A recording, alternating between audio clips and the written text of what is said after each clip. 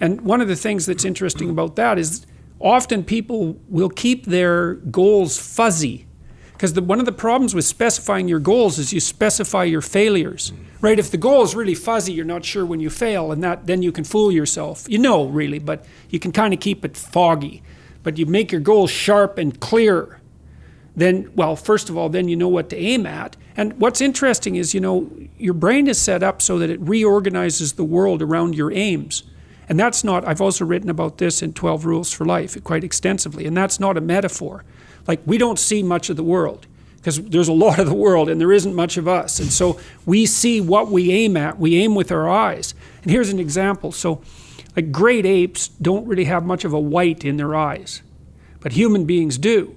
And the reason for that is that we've evolved to detect where everyone else is looking.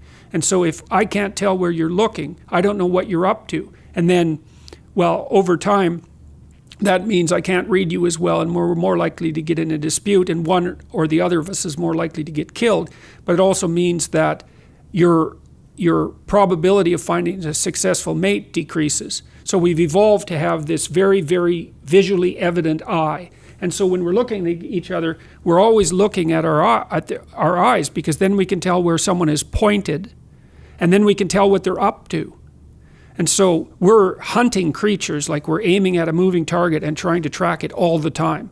And so you have to specify your aim, and the Future Authoring Program helps people specify their aim. And it's more than one aim. It's like you have a highest aim, which you might say is to be a good person. And then I would say, well, there's a more elaborated aim than that. It's like you want to be able to constrain malevolence and work to decrease suffering. It's something like that. That's the highest aim.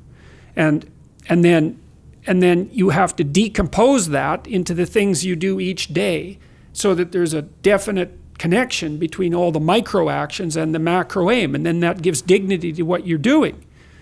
So